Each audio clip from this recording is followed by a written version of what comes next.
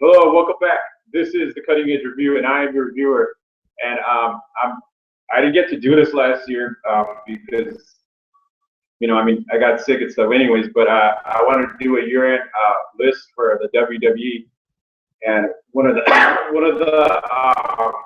people I kind of left out that had a very negative year, definitely worst year of his career, and then a couple of positives.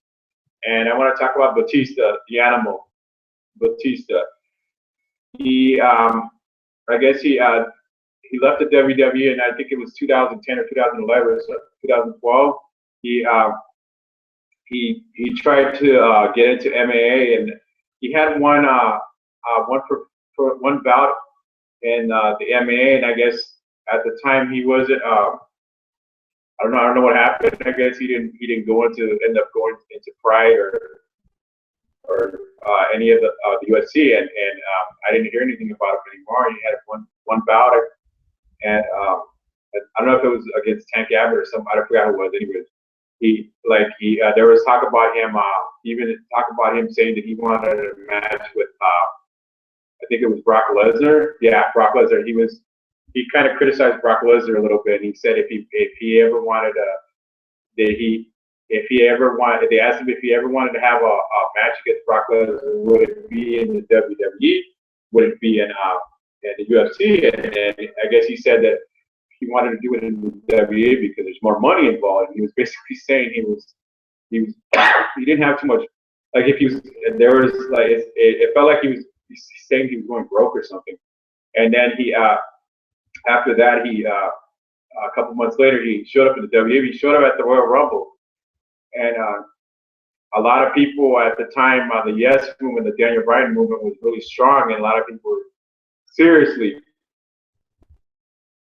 guys, you guys were seriously pissed off. I kid you guys. Have you guys seen that? A lot of people were angry. It's like when he came back, he's basically said he missed wrestling and all that, and he's happy to be back, and he showed up at the Royal Rumble. He won the Royal Rumble. The last two guys, him and Roman Reigns. Bam, Batista wins it. And that kind of gave me the idea that maybe Roman Reigns is going to be the next guy. But anyways, he after that he rejoined Evolution with Triple H and Randy Orton, and he got this really negative feedback. And there was people cussing him out, people booing him. There's just so much hate. I see John Cena he has one section of the crowd that boos him, hates him, and another section of the crowd that likes him. But Batista was just absolute hatred. Dang, man, I was like, what the heck? And you guys, I'm definitely a Batista fan, and I'm still going to be a Batista fan because there's talk about him coming to doing one last match with Triple H at future WrestleMania. He said if he wanted to retire, he wanted to seal the deal, so he wanted Triple H to be the guy that retires him.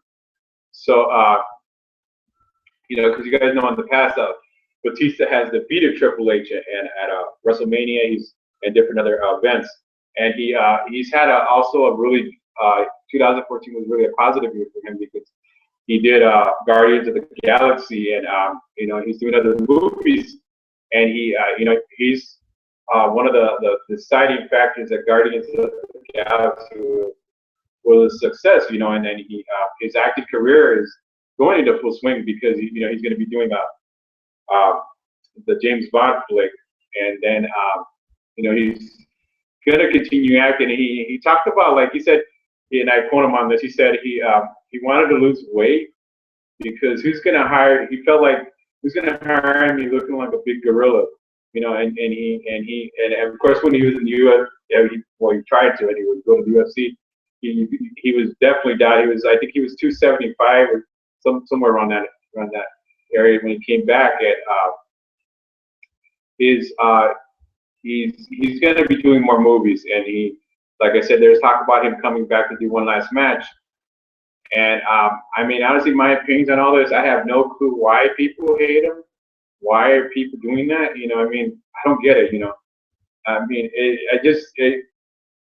it just goes to show you that, like, you know, this is a flavor of the month thing. You know, the business, the entertainment business is really fickle. It's really uh, you know, plastic. You know, you have this mentality where they love you, they hate you, they'll drop you, oh, they like you this moment, and then next one they hate you. And I think that, I mean, that's the only thing I could come up with, that Batista would actually be booed out of the building, because, like I said, people wanted Daniel Bryan to win the Royal Rumble that year, and it wasn't like that. And by the way, it was like the worst. I seen it. Yeah, I seen it on pay per view. It was like, I mean, on WWE Network. It was like the worst pay per view in the history of the WWE. That was like, just like, I was just like, what the heck is this? It was the matches were boring. The only match I remember that was actually good was Daniel Bryan going against Bray Wyatt, and it still didn't live up to the, like, just classic matches like that I've seen, you know, over the years. And the Royal Rumble match itself was just terrible. And that's definitely another really low point for the WWE, because ever since then they have not been able to, you know, to actually make a good pay per view. And I'll let you guys know anything else I hear about Batista. And if we got some Batista fans out there, definitely sit tight for his movies. His next movie he's going to be doing with Daniel Craig and the new James Bond flick. And I'll let you guys know when he's on his way back to the WWE. He should be coming back this year, and hopefully he'll receive a better reception. And I just want to say that he said on a shoot interview that he had no idea. He felt like he wanted to embrace the fans, but they basically cussed him out. He went up to this guy, and he didn't want nothing to do with him. It's just, I don't know. I still don't understand. I don't think it was really Daniel Bryan the reason they hated him. Maybe, never know. But because so many people love Daniel Bryan, even like I said, even the celebrity community loves him. I mean, you can't get, like I said, you can't get any bigger than that. Anyways, okay, I'll see you guys soon. All right, this is the Cutting Edge Review, and I am your viewer.